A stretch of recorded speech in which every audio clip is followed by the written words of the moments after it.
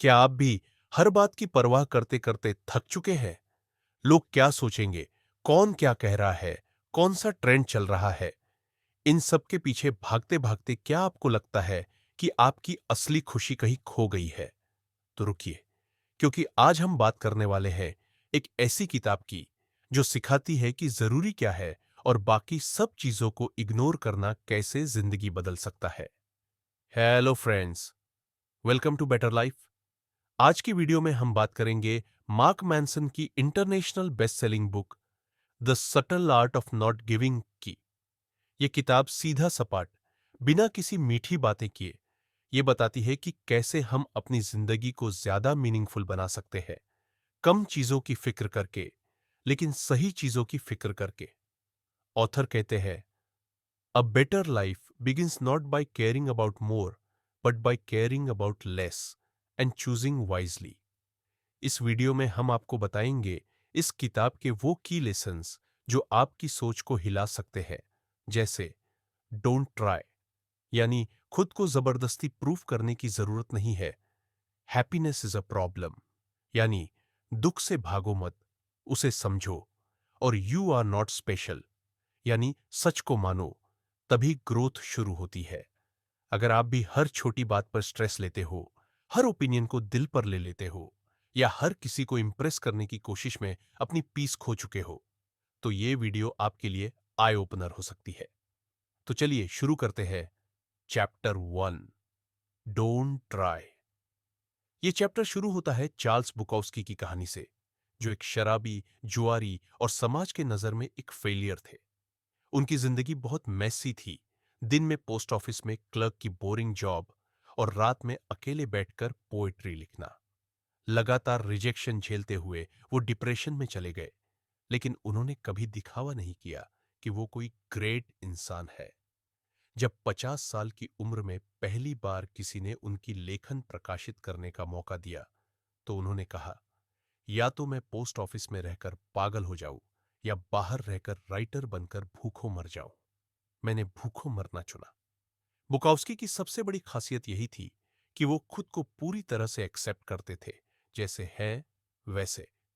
वो किसी को इम्प्रेस करने की कोशिश नहीं करते थे। और यहीं से आता है इस चैप्टर का मेन मैसेज, डोंट ट्राई, यानी खुद को जबरदस्ती प्रूव करने की कोशिश मत करो। हमारी सोसाइटी में हर तरफ यही सिखाया जाता है, be more successful, be happier, be special, be best. लेकिन ये सोच हमें बार बार ये फील कराती है कि हम कहीं ना कहीं कम हैं। हम जो नहीं हैं उसके पीछे भागते हैं, और ये चेस कभी खत्म नहीं होती। ऑथर इस लूप को कहते हैं फीडबैक लूप फ्रॉम हेल। मतलब, आप एंग्शियस होते हो, फिर आप सोचते हो कि मुझे एंग्शियस क्यों फील हो रहा है, फिर आप गिल्ट फील करते हो कि मैं इतना गिल्टी क्यों फील कर रहा हूं, और ये नेगेटिव साइकिल कभी रुकती नहीं। मार्क बताते हैं कि आजकल की दुनिया हमें हर छोटी चीज की जरूरत से ज्यादा परवाह करना सिखाती है। कौन सी कार है, कौन सा फोन है, कौन सी वेकेशन ली, कौन सी जॉब है, और ये सब चीजें टेम्पोररी है। इनमें उलझने से हम अंदर से खाली फील करते हैं।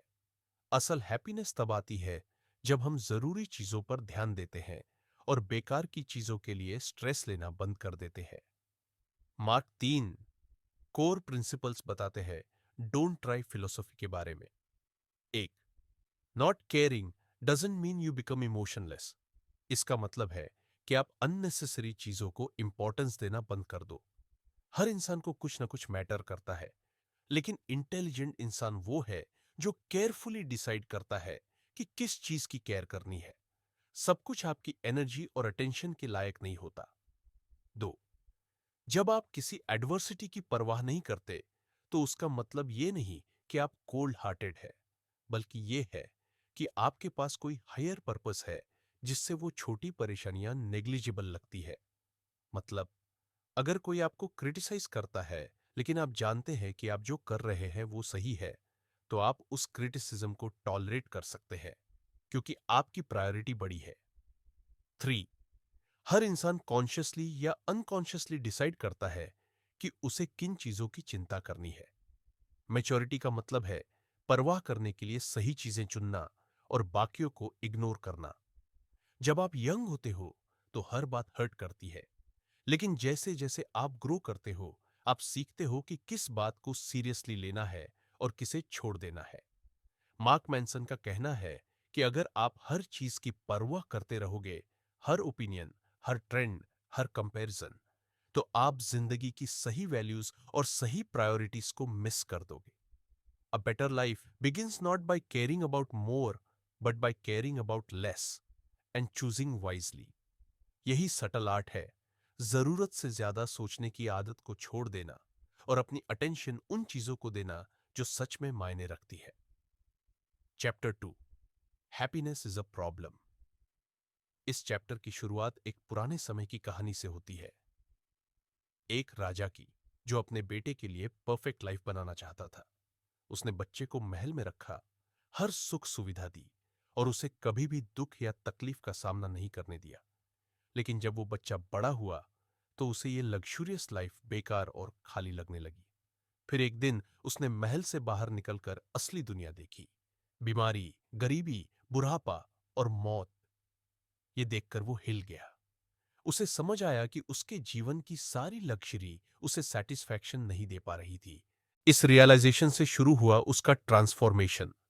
उसने सब कुछ छोड़ दिया और एक भिक्षु की तरह जीना शुरू कर दिया।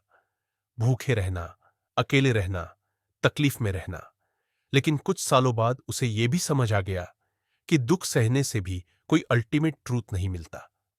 आखिरकार एक दिन वो एक पेड़ के नीचे बैठा और तब तक नहीं उठा जब तक उसे लाइफ का डीपर अंडरस्टैंडिंग नहीं मिला। वही व्यक्ति आगे चलकर बुद्ध कहलाया और उनका पहला सिखाया गया प्रिंसिपल था, दुख जीवन का हिस्सा है। मार्क मैनसन यहां ये समझाते हैं कि हैप्पीनेस कोई डेस्टिनेशन नहीं है। ये कोई ऐसी चीज नहीं है जो किसी अचीवमेंट या गोल से ऑटोमेटिकली मिल जाएगी। हैप्पीनेस एक्चुअली प्रॉब्लम सॉल्व करने से आती है। लेकिन प्रॉब्लम्स खत्म नहीं होती, वो बस चेंज होती रहती है। उदाहरण के लिए, अगर आप हेल्थ इंप्रूव करने के लिए जिम ज्वाइन करते हो तो एक नया प्रॉब्लम आ जाता है, सुबह उठना, मेहनत करना, डाइट फॉलो करना। अगर आप रिलेशनशिप स्ट्रांग बनाना चाहते हो तो उसमें इमोशनल चैलेंजेस और कॉम्प्रोमाइजेस आते हैं। इसलिए ऑथर कहते हैं, happiness comes from solving problems, not avoiding them. मतलब खुश रहने के लिए प्रॉब्लम्स का होना जरूरी है, लेकिन वो प्रॉब्लम्स मीनिंगफुल होनी चाहिए। अब बात करते हैं दो कॉमन मिस्टेक्स की जो लोग करते हैं। एक, डिनायल, इनकार करना। कुछ लोग ये मानते ही नहीं कि उनके पास कोई प्रॉब्लम है। वो ट्रूथ से भागते हैं और डिस्ट्रैक्शन में जीते हैं। इससे उनकी लाइफ में कोई रियल इंप्रूवमेंट नहीं आता। दो, विक्टिम मेंटालिटी, खुद को हमेशा बेबस मानना। कुछ लोग मानते हैं कि उनके पास कोई कंट्रोल नहीं है और सारी गलती दूसरों की है। इससे वो हेल्पलेस महसूस करते हैं और प्रोग्रेस नहीं कर पाते। इन दोनों अप्रोचेस से शॉर्ट टर्म कंफर्ट मिल सकता है, लेकिन लॉन्ग टर्म हैप्पीनेस नहीं मिलती। ऑथर यहां एक इमेजिनरी कैरेक्टर इंट्रोड्यूस करते हैं, डिसअपॉइंटमेंट पांडा, जो हर किसी को अनकंफर्टेबल ट्रूथ्स बताता है। जैसे, तुम अपने बच्चों को खुश नहीं कर सकते अगर तुम खुद मिजरेबल हो। अगर तुम्हें बार बार डाउट हो रहा है कि तुम्हारी पत्नी पर भरोसा है या नहीं, तो शायद ट्रस्ट है ही नहीं। ये पांडा लोगों को सच बताता है, जो सुनने में बुरा लगता है लेकिन जरूरी होता है। और यही इस चैप्टर का एक और कोर आइडिया है, अनकंफर्टेबल ट्रूथ ही असली ग्रोथ लाते हैं। अब बात करते हैं इमोशंस की, जो कि अक्सर लोगों को कंफ्यूज करती है। ऑथर बताते हैं कि इमोशंस सिर्फ सिग्नल्स है, इंस्ट्रक्शंस नहीं। मतलब, अगर आप दुखी हो तो इसका मतलब है कि आपकी लाइफ में कुछ ऐसा है जिसे फिक्स करने की जरूरत है। और अगर आप खुश हो तो वो एक रिवॉर्ड है कि आपने कुछ सही किया है। लेकिन आजकल लोग इमोशंस को एब्सोल्यूट मान लेते हैं और ये सोचते हैं कि अगर कोई इमोशन आया तो वही अल्टीमेट ट्रूथ है, जबकि असल में इमोशंस टेम्पोररी होते हैं और कई बार मिसलीडिंग भी हो सकते हैं। इसलिए इमोशंस को ब्लाइंडली फॉलो करना गलत है। इंस्टेड उनको समझो और फिर रीजन के साथ एक्ट करो। चैप्टर का फाइनल और सबसे पावरफुल मैसेज है, चूज योर स्ट्रगल। हर कोई ये कहता है कि वो खुश रहना चाहता है, रिच बनना चाहता है, अच्छा रिलेशनशिप चाहता है, लेकिन रियल सवाल यह है, तुम किस पेन को झेलने के लिए तैयार हो? क्योंकि हर अचीवमेंट के साथ स्ट्रगल आती है। सक्सेसफुल बिजनेस चाहिए तो स्लीपलेस नाइट्स, फेलियर्स और रिस्क लेने के लिए तैयार रहो। परफेक्ट बॉडी चाहिए तो डाइट, वर्कआउट और डिसिप्लिन के लिए रेडी रहो। स्ट्रॉन्ग रिलेशनशिप चाहिए तो डिफिकल्ट कॉन्वर्सेशंस और इमोशनल अप्स एंड डाउन्स के लिए भी तैयार रहो। हैप्पीनेस किसी मैजिकल रास्ते से नहीं आती, बल्कि उस स्ट्रगल को चुनने से आती है जिसे आप वैल्यू करते हो। इस चैप्टर में ऑथर यही बताते हैं कि हैप्पीनेस कोई फाइनल गोल नहीं है। ये तो एक कंटिन्यूअस प्रोसेस है जो मीनिंगफुल प्रॉब्लम्स को सॉल्व करने से मिलती है। और हर इंसान को खुद से यह सवाल पूछना चाहिए, मैं किस पेन को चूज करना चाहता हूं? क्योंकि वही आपकी लाइफ की क्वालिटी और डायरेक्शन डिसाइड करेगा। Chapter 3, you are not special. इस चैप्टर में मार्क मैनसन एक बहुत इंपॉर्टेंट और आज के टाइम में अनकंफर्टेबल ट्रूथ बताते हैं, और वो है, तुम खास नहीं हो। यस, ये बात थोड़ा अजीब लग सकती है, लेकिन इसी में छुपा है एक डीप लेसन। चैप्टर की शुरुआत एक इंसान की कहानी से होती है। मार्क उसे जिमी नाम देते हैं। जिमी हमेशा किसी न किसी नए बिजनेस आइडिया में लगा रहता था। कभी मेडिकल ऐप, कभी सोशल मीडिया प्लेटफॉर्म, कभी कोई स्पीकिंग इवेंट, और वो खुद को एक फ्यूचर बिलियनियर की तरह प्रोजेक्ट करता था। लेकिन हकीकत ये थी कि जिमी कुछ करता नहीं था। सारा टाइम सिर्फ बातों में बीत जाता था। वो ड्रग्स लेता था, पार्टीज करता था और दूसरों के पैसों पर जीता था। फिर भी जिमी को यह पूरा यकीन था कि वो बहुत स्मार्ट, बहुत कैपेबल और सबसे अलग है। मार्क इसे डिल्यूजनल सेल्फ कॉन्फिडेंस कहते हैं, यानी ऐसा भरोसा जो किसी सॉलिड रीजन पर बेस्ड नहीं है। जिमी को लगता था कि जो लोग उसे समझते नहीं वो सब जेलस है, और जो उसे टोकते थे वो सब उसे नीचे गिराना चाहते हैं। ऑथर बताते हैं कि 1980 और 90 के दशक में सेल्फ स्टीम को लेकर बहुत कैंपेन्स चले। स्कूल्स, टीचर्स, पेरेंट्स सब बच्चों को यह सिखाने लगे कि तुम स्पेशल हो, तुम एक्स्ट्रॉर्डनरी हो, तुम किसी से कम नहीं हो। लेकिन इसका एक साइड इफेक्ट हुआ। लोग अपने बारे में ज्यादा सोचने लगे, लेकिन एक्शन कम करने लगे। रिजल्ट, एक पूरी जनरेशन ऐसी बन गई जो खुद को बहुत समझती है, लेकिन असल जिंदगी में कुछ खास किया नहीं। मार्क बताते हैं कि सच्चा सेल्फ वर्थ ये नहीं है कि आप अपने बारे में कितना अच्छा सोचते हो, बल्कि ये है कि आप अपनी कमजोरियों को कितना ऑनेस्टली एक्सेप्ट करते हो और उन्हें इंप्रूव करने के लिए क्या करते हो। जिमी जैसे लोग हर फेलियर को दूसरों की गलती मानते हैं। उन्हें लगता है कि दुनिया अनफेयर है, लोग उनको समझते नहीं। लेकिन ऐसे लोग कभी ग्रो नहीं कर पाते, क्योंकि वो अपनी गलती एक्सेप्ट ही नहीं करते।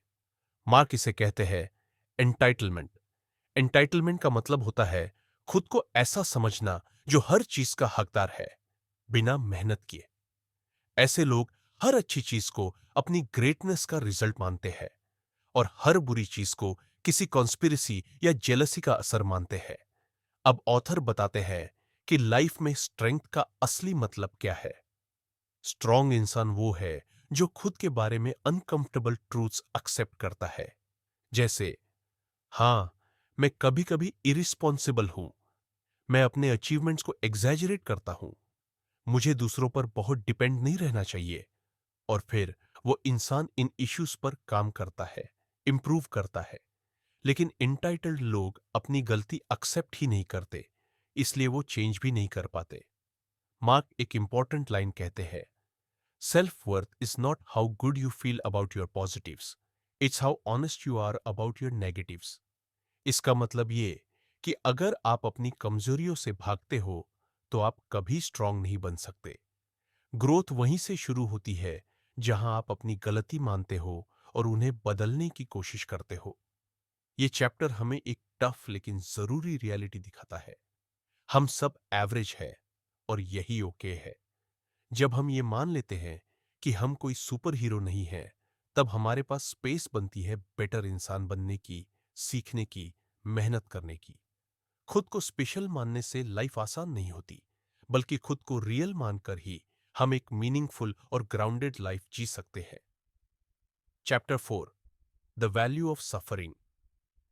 इस चैप्टर में मार्क मैनसन एक बहुत जरूरी सवाल उठाते हैं। हम अपनी सफरिंग को कैसे देखते हैं और उसे कैसे समझते हैं।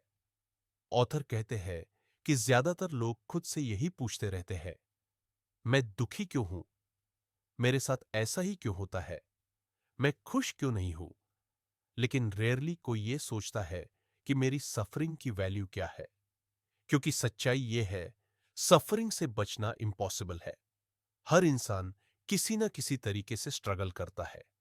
इंपॉर्टेंट ये नहीं है कि आपके पास पेन है या नहीं, इंपॉर्टेंट ये है कि आप उस पेन को कैसे समझते हैं और वो आपकी लाइफ को किस डायरेक्शन में ले जाता है। The self awareness onion mark एक इंटरेस्टिंग कॉन्सेप्ट इंट्रोड्यूस करते हैं।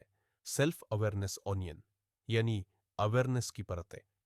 पहली लेयर होती है सिंपल अवेयरनेस, कि हमें कैसा फील हो रहा है। जैसे मुझे गुस्सा आ रहा है, मैं दुखी हूं, मुझे जेलस फील हो रहा है। दूसरी लेयर होती है समझना कि हम ऐसा क्यों फील कर रहे हैं। जैसे मैं गुस्से में हूं क्योंकि किसी ने मुझे इग्नोर किया। तीसरी और सबसे डीप लेयर होती है अपनी वैल्यूज को पहचानना। जैसे मुझे इग्नोर किया गया और मैं अपसेट हुआ क्योंकि मैं वैलिडेशन पर डिपेंड करता हूं। ऑथर बताते हैं कि जब तक हम अपनी डीप वैल्यूज को नहीं समझते, हम सरफेस लेवल फीलिंग्स के ट्रैप में फंसे रहते हैं और वो ही हमें बार बार सफरिंग की तरफ ले जाती है। रॉकस्टार प्रॉब्लम्स मार्क यहां एक एग्जाम्पल देते हैं डेव मस्टेन का, एक रॉक म्यूजिशियन जिसे मेटालिका बैंड से निकाल दिया गया था। उसने डिसाइड किया कि वो उनसे भी बड़ा रॉकस्टार बनेगा और उसने ये कर दिखाया। अपना नया बैंड मेगाडेथ बनाया जिसकी मिलियन में सेल्स हुई। लेकिन इंटरेस्टिंग बात यह थी कि इतने मैसिव सक्सेस के बाद भी मस्टेन खुद को फेलियर मानता था, क्योंकि उसकी वैल्यू सिस्टम यह थी, जब तक मैं मेटालिका से बड़ा नहीं बनूंगा, मैं सक्सेसफुल नहीं हूं। इससे एक चीज साफ होती है, सिर्फ अचीवमेंट आपको सेटिस्फैक्शन नहीं देता। सेटिस्फैक्शन तब आता है जब आपकी वैल्यूज हेल्थी और बैलेंस्ड होती है। Shitty values. Author unhealthy values को शिटी वैल्यूज कहते हैं। ये वो वैल्यूज होती है जो एक्सटर्नल चीजों पर डिपेंड करती है।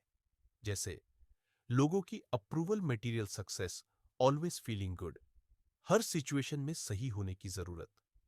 इन वैल्यूज के पीछे भागकर इंसान स्ट्रेस, एंजाइटी और डिसअपॉइंटमेंट का शिकार हो जाता है, क्योंकि ये वैल्यूज हमेशा दूसरों के कंट्रोल में होती है। Good values versus bad values. Mark कहते हैं कि हमें अपनी लाइफ की क्वालिटी सुधारने के लिए अपनी वैल्यूज को अपग्रेड करना होगा। बैड वैल्यूज है जो अनकंट्रोलेबल और सुपरफिशियल होती है। गुड वैल्यूज वो है जो इंटरनली ड्रिवन और रियलिटी बेस्ड होती है। Examples of good values: honesty, ईमानदारी, रिस्पॉन्सिबिलिटी लेना, बाउंड्रीज मेंटेन करना, ग्रोथ को प्रायोरिटी देना, खुद को एक्सेप्ट करना। ऐसी वैल्यूज आपके डिसीजंस को बेटर बनाती है, आपके सफरिंग को मीनिंगफुल बनाती है और आपको इमोशनली स्ट्रांग बनाती है। हर इंसान को सफरिंग मिलती है, लेकिन फर्क इस बात से पड़ता है कि आप किस चीज के लिए सफर कर रहे हो। अगर आपके वैल्यूज सही हैं, तो आपके स्ट्रगल्स भी सही होंगे और वहीं से स्टार्ट होता है एक फुलफिलिंग लाइफ का रास्ता। ऑथर कहते हैं, चुने अपने मूल्यों को सावधानी, because your values decide your pain and your pain defines your life. Chapter 5, you are always choosing. इस चैप्टर में मार्क मैनसन एक बहुत पावरफुल और लाइफ चेंजिंग ट्रूथ बताते हैं। हमारी जिंदगी के हर एक्सपीरियंस के लिए, चाहे वो अच्छा हो या बुरा, हम खुद जिम्मेदार हैं। भले ही कुछ सिचुएशंस हमारे कंट्रोल में ना हो, लेकिन हमारी रिएक्शन, हमारी रिस्पॉन्स और हमारा नजरिया पूरी तरह हमारे कंट्रोल में होता है। और यही फर्क बनाता है एक विक्टिम और एक रिस्पॉन्सिबल इंसान में। द चॉइस ऑथर कहते हैं कि जिंदगी में जो कुछ भी हो रहा है, उसमें हमेशा एक चॉइस हमारी होती है।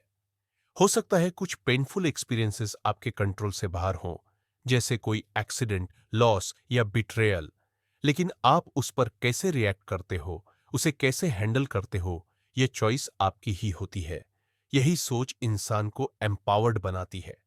जब हम ये मान लेते हैं कि हम कुछ बदल नहीं सकते, तब हम हेल्पलेस फील करते हैं।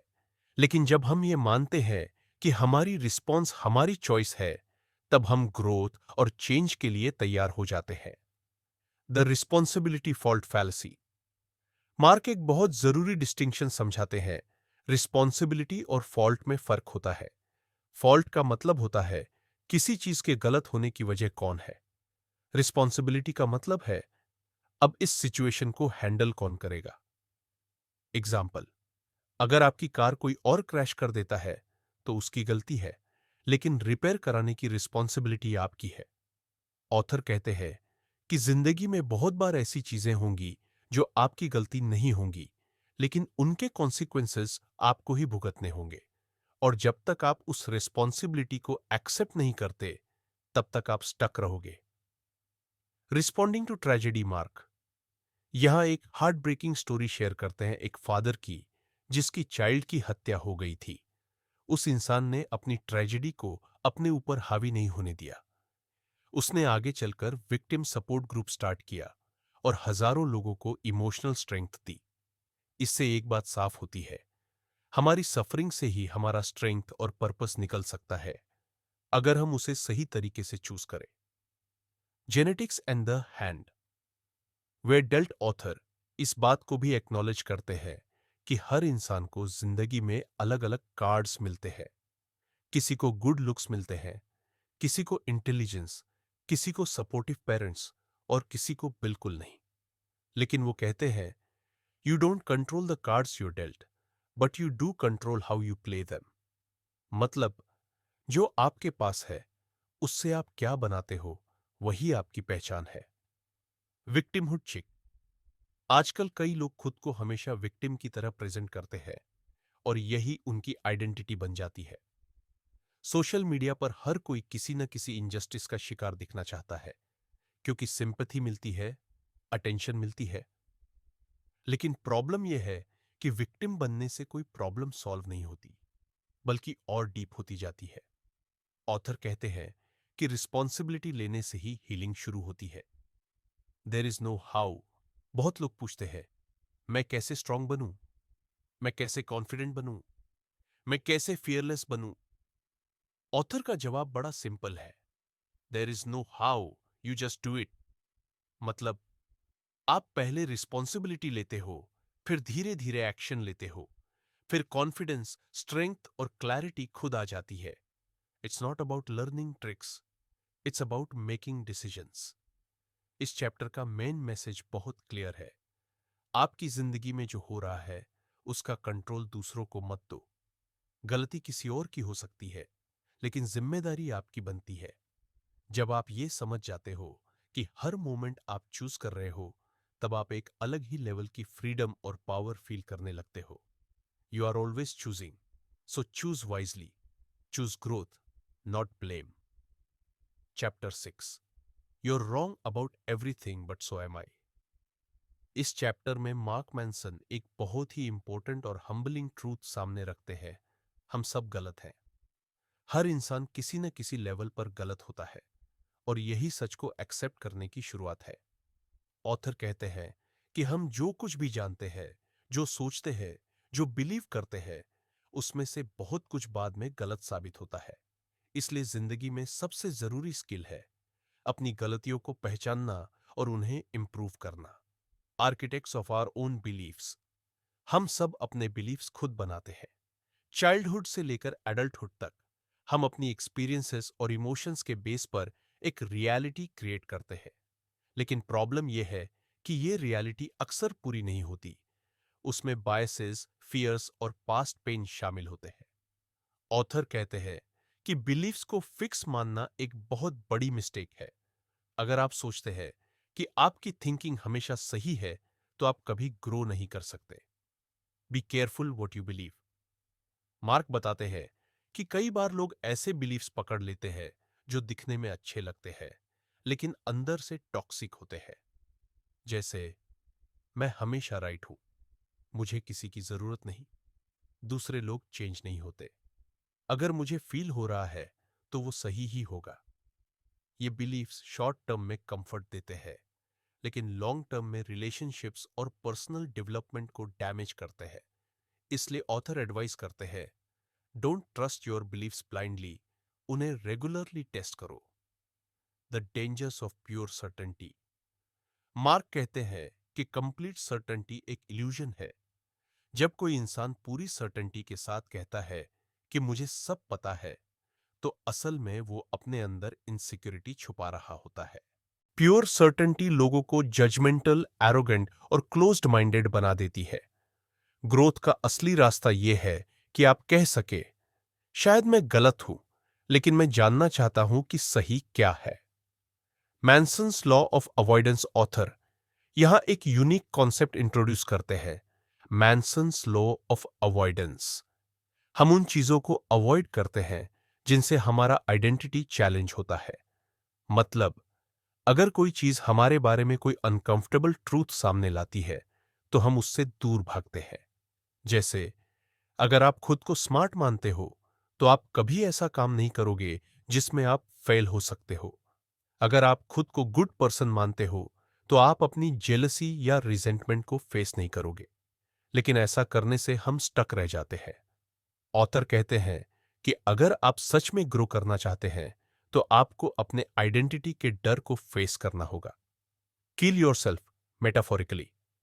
मार्क इस सेक्शन में कहते हैं कि कभी-कभी हमें अपने पुराने सेल्फ को मारना पड़ता है ताकि एक नया वर्जन पैदा हो सके। मतलब, आपको अपनी पुरानी थिंकिंग, ईगो और आइडेंटिटी को छोड़ना पड़ता है, तभी आप इवॉल्व कर सकते हैं। यह पेनफुल प्रोसेस होता है, लेकिन यही ट्रांसफॉर्मेशन की असली शुरुआत है।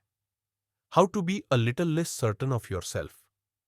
अब सवाल आता है, कम कॉन्फिडेंट कैसे बने और ज्यादा ओपन कैसे हो। ऑथर 4 प्रैक्टिकल स्टेप्स देते हैं। Question your believes regularly. खुद से पूछो, क्या मैं सही हूं? Admit when you're wrong. जब आप गलती करते हो, तो उसे ओपनली एक्सेप्ट करो। Be open to other views. दूसरों की बात जेन्युइनली सुनो, अग्री करने के लिए नहीं, समझने के लिए। Let go of the need to be right. कभी कभी सुनना जीतने से ज्यादा इंपॉर्टेंट होता है। Chapter 7, failure is the way forward. इस चैप्टर में मार्क मैनसन बताते हैं कि फेल होना जिंदगी में जरूरी है और यही सफलता का रास्ता है। हम अक्सर सोचते हैं कि फेलियर बुरा है, नुकसान है या हार है, लेकिन असल में फेलियर ही हमें आगे बढ़ने, सीखने और ग्रो करने में मदद करता है। मार्क इसे कहते हैं फेलियर सक्सेस पैराडॉक्स। मतलब ये कि जितना ज्यादा आप फेल होते हो, उतना ज्यादा आप सक्सेस के करीब होते हो। The failure success paradox author बताते हैं कि जिन लोगों ने सबसे ज्यादा सक्सेस हासिल की है, उन्होंने उतने ही ज्यादा बार फेल किया है।